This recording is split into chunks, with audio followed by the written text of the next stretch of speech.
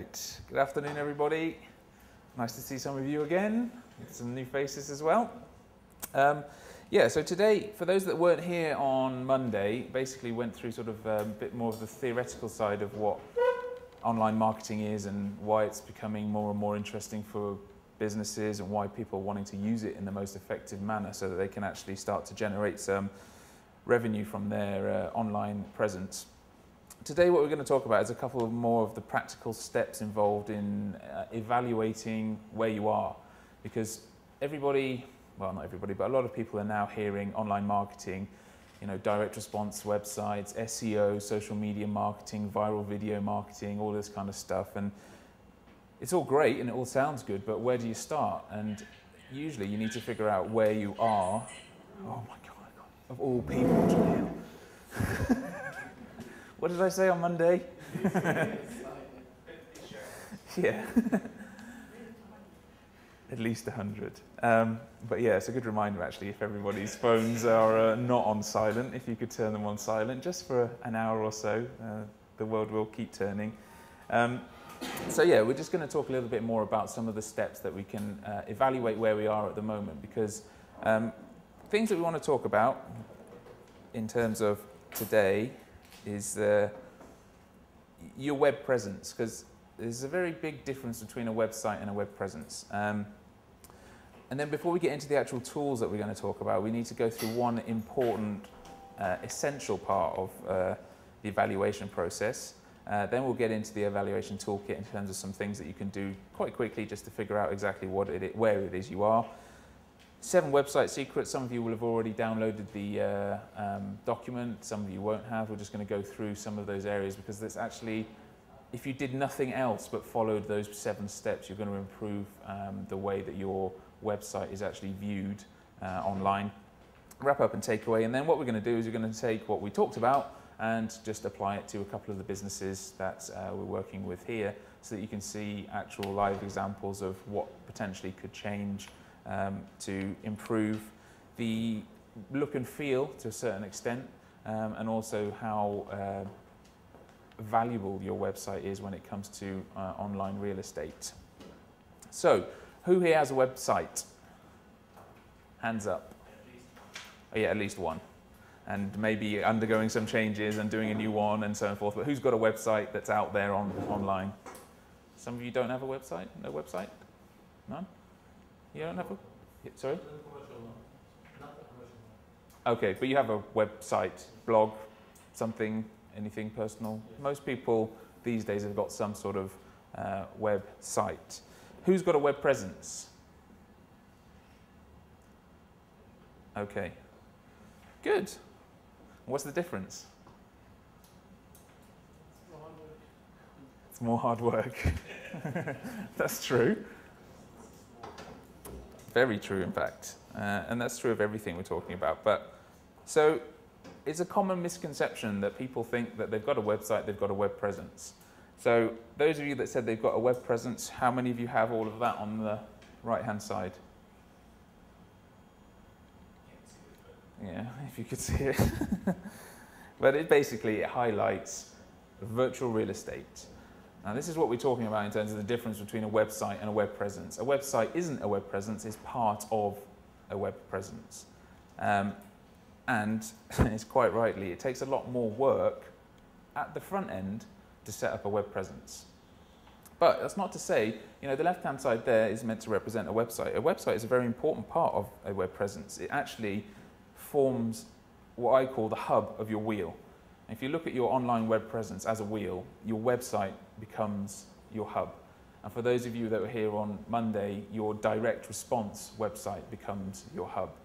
So this is a direct response website is a website that can actually engage with the people that land there and get them to do something, whether that's give you their name or email address, call you, fill out a survey, send you an email, just take some sort of action. This becomes the hub of your wheel online, and then everything around it forms your web presence. And that includes these kind of things. Again, if you can't see it, there's ebooks, SEO, press releases, articles. These are what I would say the sort of second tier layer of importance when it comes to your online web presence. You need to have a website of some sort for the most part. again, for those that are here on Monday, there are ways of making money online without a website, but that's a subject for a different talk, maybe, if I get to come back again. But press releases, articles, ebooks, these are essential spokes alongside the social media aspect of things, and we'll get into that a little bit later, that are going to send traffic to your hub so that you can start building your list. And when we're talking about sending traffic, SEO then becomes a very important part of it, because you reverse engineer your hub based on what other people in the industry are doing and what people are actually putting into the search engines to find you. And this is a key element of your online web presence, is that you might have a great idea, you might have a great product, you might have an idea of how to get it out there. Does anybody want your product? That's the first question. Because you might have the best product in the world in your mind. If nobody wants to buy it, it's not a viable business model. So you need to find out where your market is, and that's the first step in SEO in terms of actually determining how people are searching for you. What are they putting into the search engines? And again, this comes back to actually understanding that you need to find out what question they're asking. Not that what the benefits of what you provide are and how great the concept is that you have. What's the pain that somebody is searching? Who's having that pain at that point, and how are they trying to fix that pain? What they type into the search engine to fix that pain, that's what you should be optimizing your site for, and your virtual real estate. So we won't go through all of those, but again, you can't really read them, but on there you've got things like blog platforms, social media, social networks, location, video, which is a very important part of your online real estate these days. Music, wikis, live casting, pictures, social bookmarks, again, becomes an essential part of what's actually SEO. These all have to be considered when you're looking at your web presence. From an SEO perspective as well, specifically, is that you're looking at driving people to your website, but it's about a layered approach to that end, basically. Is that SEO, and a lot of SEO companies out there will say, we're going to drive you, 1,000 people, 10,000 people a month. How you do that is by linking, and you get link juice and backlinking. However, if you've only got one level of backlinks out there, then you're putting your money site, which is your hub, in danger. Because if anything happens, they take out that first layer, the next layer of attack is your core website. So proper SEO companies out there, and if anyone's evaluating them, ask how many levels they go down to. They should be going down to at least 4 or 5, because then you're starting to build up your equity in the lower levels. Then if something happens, Google changes their mind, Bing decides to bring out a new policy, they decide, right, this whole level is now scrapped. If you've only got one level, there goes all of your rankings. And again, what you're talking about here is a business asset. You wouldn't open up, in many cases, your office or your laptop or whatever is essential business tools to the possibility of, theft, breakage, or disappearance. And this goes in line with actually being in control of your list, your database that you're building. This forms the lifeblood of your business. You wouldn't put that in somebody else's hands. And we'll get more into that when we start talking about social media, because again, social media is a very important part of your web presence, but it has to be managed in the right way so that you're not actually leaving your business in their hands.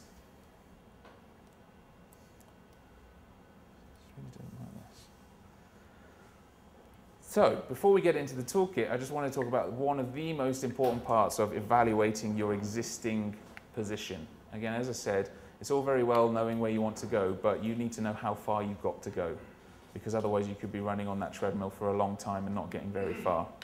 I really like this quote for planning, which for me, I believe is one of the most important parts of understanding where you are at the moment. And the nicest thing about not planning is that failure comes as a complete surprise and is not preceded by a period of worry and depression. Great. I'd like to avoid that. But the offside of that is that if you don't plan, you don't really know what's going on. And if you're not planning about where you're going, then you've got no chance of actually understanding where you are at the moment either. Who here is a small business or is part of a small business? I am. Anyone else? Everyone else part of corporations in the room? Corporation? Your corporation? How big is the company? I'm working. You work in a corporation. So how big is the company? We have about 15. Okay, so still a small company. And anyone else in terms of anybody working for multinationals, 1,000 people above, let's say? Anyone working for a company with 1,000 people or more in? No, right. Anybody that's in a small company or is running an entrepreneurial show as a solo show might be familiar with this picture if you can see it. I don't know if you can turn these lights off, they might be able to see the screen a bit better. Can you? Huh? A little bit better. No going to sleep just because the lights are off. But this is especially true for entrepreneurial, is that usually when you're working either as an entrepreneur or in a small business, you are the only resource. You become the only resource, but that doesn't mean that all of this other stuff doesn't have to happen. It has to happen. All this stuff has to get done, so somebody's got to do it. And when you start out in a business, usually it's you that has to do it. Or you put it into the context of whatever role you're undertaking within a business, is that there's probably enough on your plate at the moment that you think, I don't want any more, and then your manager comes along and says, right, can you just take on this lot as well? So you've got to think, well, how am I going to do this? You either say, you know what, I quit, I'm not interested, I can't do it. If you're an entrepreneur, that's not really an option because you've already invested probably a lot of your savings, a lot of your time into what you're setting up, so quitting just isn't an option. So how does one resource undertake all of this? And planning is basically one of the most essential steps in that, because you can plan out how much time you actually have in a day, obviously, and you can also prioritize what needs to be done first. And this is exceptionally important when it comes to anything to do with the businesses or the business departments that you work in. And one of those points that I labour, really, because it's something that I've done for a long time. I do consider it the most crucial part of an online presence, because again, when you're a small business, when you're a business owner, when you have an idea, you can tend to become very blinkered in terms of what you're actually doing. On the right-hand side are different ways of planning, but the one that I tend to use most is mind mapping. Any mind mappers in the room? Yeah, a couple of them. What do you use? I use a tool which is made by Microsoft. Okay. Jamil, which one do you use? FreeMind. Is that the one you use as well, FreeMind? FreeMind's a free one that you can use. Bubble.us is another one.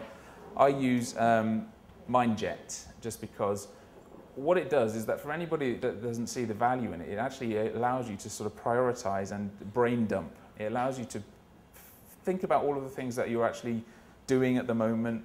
You go back to the previous image, all the things that need to be done, and you can start to break things down into bite-sized chunks. And that is the core essence of planning.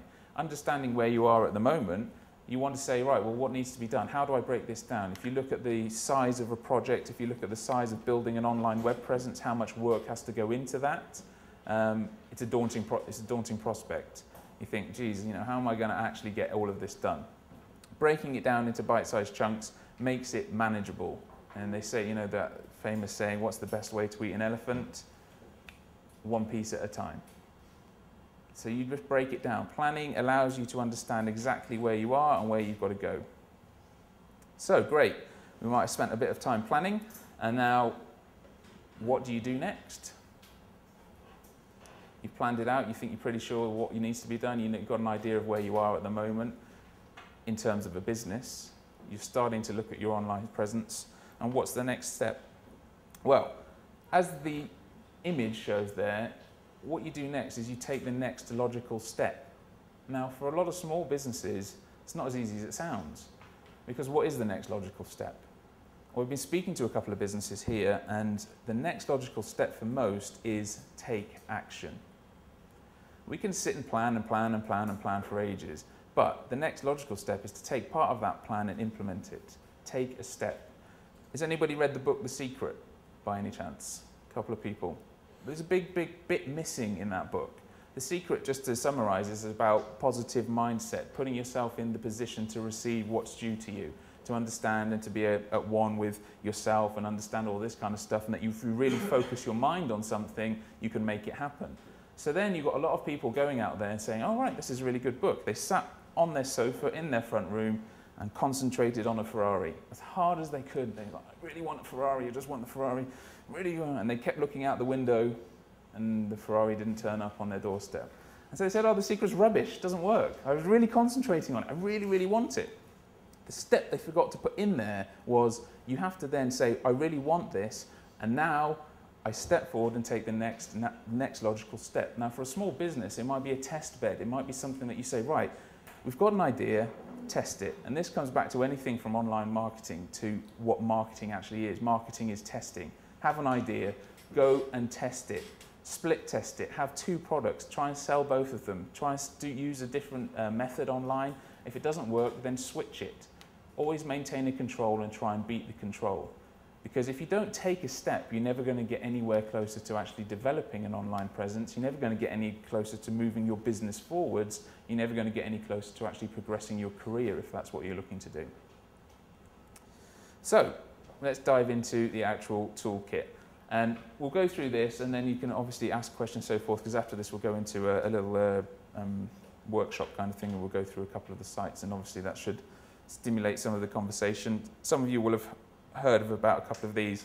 But this is the first thing, to evaluate your current situation in terms of actually, everybody has got some sort of website that they can go to. This is the first tool in terms of evaluating your current situation, and it's up there, that cache. If you put that plus your domain name, .com, it will tell you what Google sees on your site. Why is that important? Well, because Google's a search engine, and Google goes and reads your site to try and evaluate what it's actually about. What's this example? Well, WeChooseTheMoon.org is and has been voted the #1 Flash site for 2011 for visual artistry, integrated sound, ease of use, and uniqueness. Now, a couple of you that I've spoken to will know how I feel about Flash. And for those of you that I haven't spoken to, why is this on here? Well, basically, if you did that, cache.WeChooseTheMoon.org, you'll be able to see what Google sees. Now, this site looks amazing, and I highly recommend you go and have a look at it, because it's about launching a space shuttle and everything. And visually, it's impressive. It looks great. The sound comes out and everything. Does Google know what this site is about? No. It can't read it. It doesn't know. When it looks at it, it looks at an image and sees a blank page. Is that valuable for your business site? No. You need Google to know what you're about. You need it to know that you are about a specific subject, that each of your pages is about a specific product in your catalog, that you're not just a generic portal. So you've got to be very specific. But I would avoid Flash. It's my highest recommendation, is that Flash equals no cache. So this is the first thing. This will help you to evaluate what Google can actually see in your site. Why is this important? Well, this relates back to one of the elements within the overall web presence, and that's SEO. If Google can't understand what your site's about, it can't rank you. So that means that once you start you're trying to undertake SEO activity, is that you're already putting yourself at a disadvantage, because Google's saying, right, these guys are now getting other people out there to tell us that they're about this specific subject, but they're not even about that specific subject. So how can we possibly show them for a specific keyword? So it's very important, and it's the first thing that I would do for all of your sites, and I have done for a couple of your sites. And there's a few that Google can't read some of the pages that you've got online. It doesn't know what you're trying to say. So you're putting yourself at a disadvantage. Next thing, who here uses Internet Explorer? Who uses Chrome? Anybody use Firefox? Okay, good. Good. I put this one in because if you use Internet Explorer, I'd recommend you stop it, because it's just useless, to be honest. I highly recommend Firefox. Chrome is a good second choice, but Firefox I recommend due to the number of developers that are working on it daily. For me, I use Firefox as an online marketer, because I would rather be safe in the knowledge that somebody, well, I don't know how many thousands of people are working on a daily basis to improve the platform that I build my sites for. Microsoft have, I don't know, a couple of hundred, maybe 500, a couple of thousand developers working on their... You doing it? Actually, no, but Yeah. I want to follow that. I believe that I'm using Firefox. Yeah. I'm using Firefox heavily, and I'm using it since very early days. Yeah. But I believe that Firefox is not secured as Internet Explorer. Okay? It's not as secure. Yeah, it's not secured as Internet Explorer. Microsoft, I think, has invested a lot of time and efforts to make Internet Explorer very secure for people who are trying to do e-commerce. Yeah. that Firefox is not secure. If you are using Firefox, and by the time you are filling username and passwords for many sites, if you look in Firefox tools, Yeah. and you choose to show all the passwords and usernames you entered, Firefox allows you to do Yeah. that. Internet Explorer, when it stores the passwords, It's encrypted into. encrypted. Yeah, I know. I worked for Microsoft for 10 years, and so I know exactly what Microsoft does and how they build their things and things. And yeah, security, when you're looking at an online perspective, I understand, and I know that they spend a lot of money working on research and development in terms of making it a secure platform, which is great. However, is it worth having a secure platform that you can't use? Not really.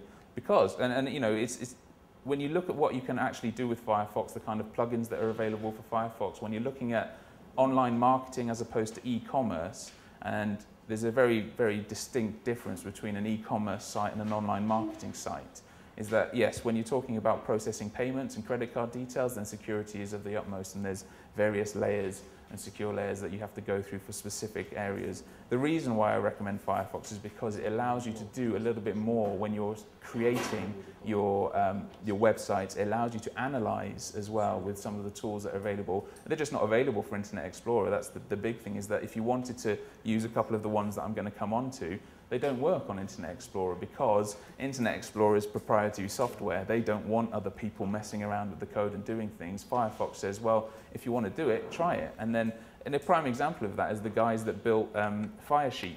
I don't know if you've heard of Firesheep, which basically just demonstrated how unsecure networks are. So when you log onto the network in the coffee shop, if you're running Firesheep, you can then access other people's Facebook accounts and take on their identity and all that kind of stuff. And people are out there doing that just to demonstrate the holes that are there, and there's always going to be those holes. But I fully appreciate the point that, you know, Internet Explorer is a very secure platform for e-commerce sites. What we're talking about here is online marketing to actually start to build a database of people that you're actually able to communicate with. And that's the difference in terms of, we're not just talking about processing payments from that perspective, we're talking about the methodology that gets you to the stage of then actually being able to process credit cards and things. We've talked to a couple of companies as well about the difficulties in the Middle East of PayPal and merchant bank accounts and all that kind of stuff. And that, you know, unfortunately, I don't have an answer for at the moment, because I'm still trying to figure it out. I've gone back to, you know, opening bank accounts in different countries and using that to process it. But again, that's something for potentially a different conversation. But I highly recommend, if you don't use Firefox, downloading it. If you're comfortable with Internet Explorer, keep it and download Firefox as well. And anything that you're doing with your website creation, do it with Firefox in mind. You need to, if you've got developers and so forth, they need to have all the platforms, because there's different compatibility issues with all of the browsers as well. But I highly recommend that Firefox, to evaluate your current situation, will allow you to use a couple of the tools that I'm going to talk about in a minute to say, okay, we need to make some changes around our current website.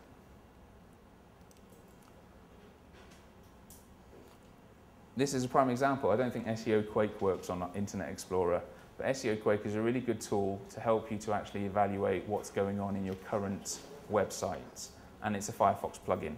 So you need to download Firefox in order to use this. And basically what this will do, and we'll run through it in a couple of live examples, it gives you some vital information about how search engines are interpreting your site, what things like keyword density are, where your keywords are, your meta tags, descriptions and things. And again, they're not necessarily things you need to understand in full, you just need to understand what they mean and how they impact your search engine rankings in terms of, again, if you're looking at engaging anybody to do your SEO activity or your keyword research, you can actually start to use this kind of tool to reverse engineer where you are at the moment. And this is something that I've been talking to a lot of people about, and this is Google's keyword tool. And yeah, which is really good, and it's free. And so what you can do, and we've been talking to a lot of companies at the moment, is about understanding where your market is. It's a bit of a long-winded URL there, but if you just go into Google and type in keyword tool, it will take you to this one. And what it allows you to do is it allows you to interrogate Google.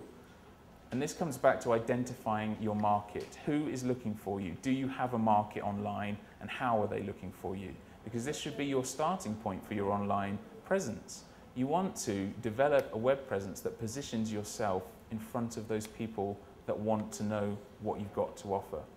You're not talking about throwing a net out and hoping to catch something, which is what happens with a lot of traditional advertising, is that you're interrupt marketing.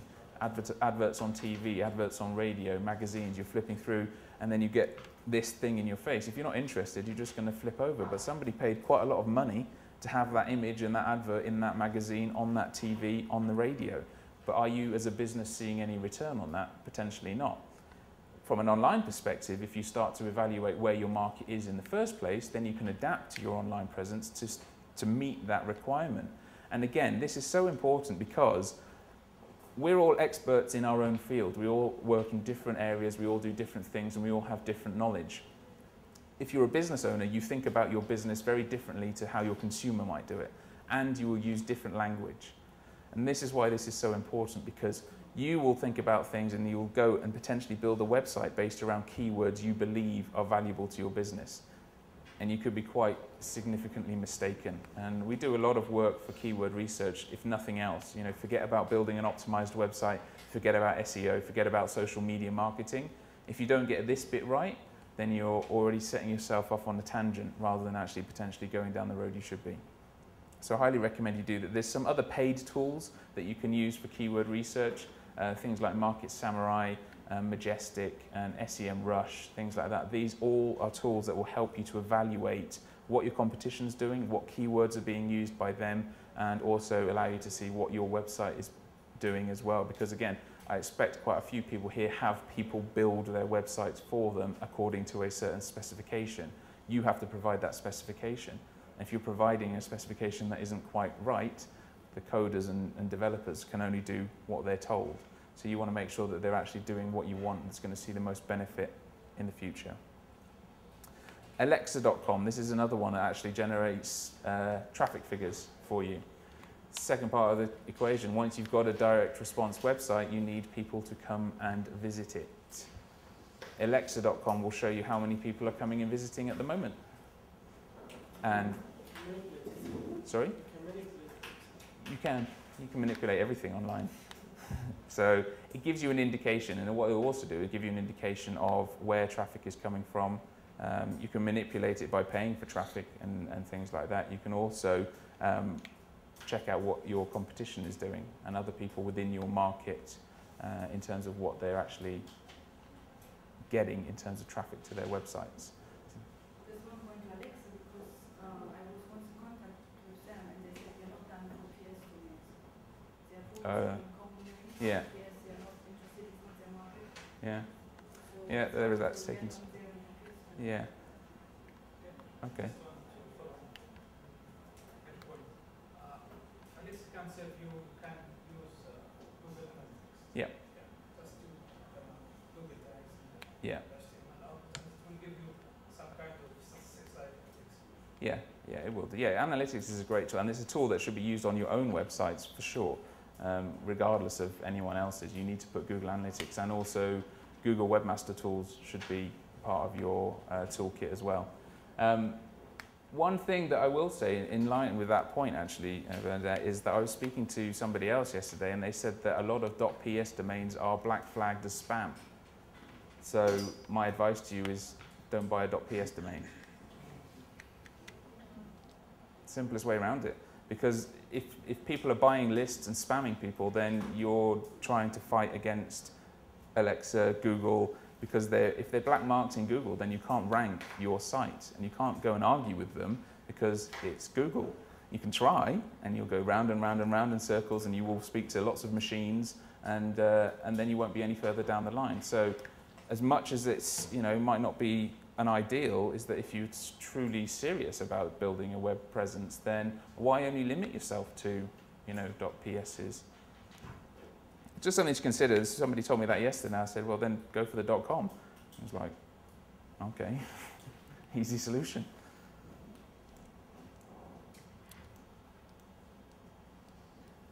Just doesn't work. Next one, DN Scoop. And this is a really good one because this gives you quite a lot of information around your domain. It gives you things like domain age, it gives you page rank, it gives you traffic statistics. It also gives you an approximate value. Now, any site online that says your site is worth this much is probably lying, because you can go to a number of tools and one will say it's worth $60 and one will say it's worth $60,000. Now, D&Scoop is really good, especially when you're thinking about setting up potentially a new website or a new start to your online presence. Because what you can do is you can start to look at aged domains. And the age of a domain has quite a large impact on how valuable it is, as seen by search engines. Older domains have more value. Now, D&Scoop will allow you to go in and actually to evaluate what is currently going on with the website, and then there's a link in there that will take you, it's called the Wayback Time Machine, and it will tell you what the domain used to be and what it was used for and what the content that was on there. So you can go in and spend a little bit of money to buy an aged domain around a subject that might be relevant to your business and take advantage of the age of it, and then also repurpose the content that was on there so that you can start to take advantage of the credibility basically that's been built up for that domain. Now this works in two ways. You can either make that your money site in terms of your main domain, or you can use it as a very valuable linking tool, because aged domains tend to have a page rank of 3 or 4, 5, 6 in some cases. Does everybody know what PageRank is, first of all? Anybody not know what it is?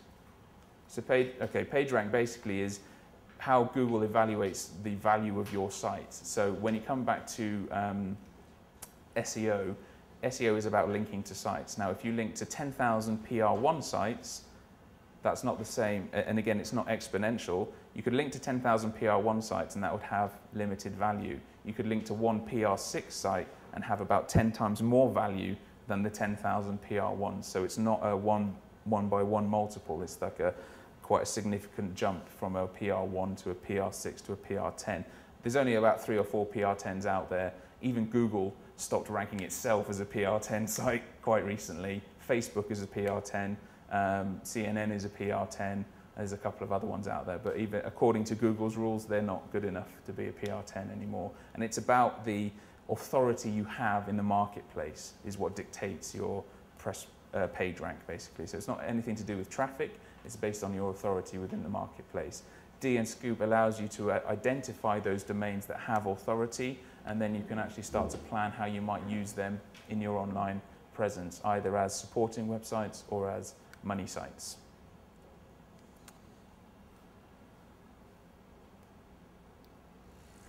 So on to our favorites, the one that everybody spends lots of time on, social media. These are part of your virtual real estate. You need to evaluate where you are at the moment. Now, who's got a Facebook page, personal or business? The whole room, effectively. Some people don't, this is surprising. But if you don't have a Facebook page, then you might have a Twitter. Who has a Twitter feed, actually? And who actively tweets? Okay. And do you see any value from that? What's the value you see from tweeting? Both. What is it? Clicks. Okay. And you see, and where are your clicks going to? English Pal, or yeah. So, and you're seeing people come to your personal website or whichever one that you're. So it's a great tool for getting out there. The thing with Twitter is that when it first came out, Twitter didn't know what it was for. They didn't know what they were for themselves. And so people took it upon themselves that, oh, Twitter, okay, so followers following. The main purpose of Twitter is to get as many followers as I can. So then it became a race to get to 1 million, to 2 million, to 10 million people following you. And that was what Twitter was for. Twitter was on the verge of going under because they couldn't monetize this. They didn't know how to monetize their own business model. What this meant, though, is that from a marketing perspective online, is that when you tweet and you have 10,000 followers, do you think your marketing message gets through? No. It will be on your wall for about a millisecond, and then it will disappear because everybody else will comment or put what they had for breakfast on, and suddenly your message is gone. A lot of online marketers closed their Twitter accounts, having hundreds of thousands of followers. They just closed them because it had zero effect. No effective marketing purpose whatsoever for Twitter. Now you're balancing, okay, I don't need 10 million followers, but if I can get some followers that will click when I ask them to or will do what I want, then that can be quite powerful. The other side of it is that Twitter is a really useful real-time search engine. Twitter, if you go into search and search on your keywords, you will get given a list of people that are talking about your product or what you can do right now to help them, asking for your help there and then. And you can drop them a line and say, you know what, I have this. Do you think this would be interesting? Link it to your website or link it to your, or call you, whatever it is, you've got a real-time search engine. Now, this can be quite labor intensive because have you got time to sit there watching Twitter feeds? Probably not, but there's software out there that you can utilize to actually manage that process so that as people are searching on keywords that you program it for, which are related to your business, you can get real-time feeds coming in and then you can contact them either through email marketing or on the phone or however you want to do it. Because again, one of the key points that's come out from the last few days that I've been here that I have known in the Middle East as well is that we do business face-to-face. This is how business happens in the Middle East. You can't do it 100% online to a certain extent. There still needs to be this face-to-face interaction. Can you give us an example of one of the software tools that you can use? Yeah, I was thinking about it when I was saying I can't remember what the actual names of them are. I know that,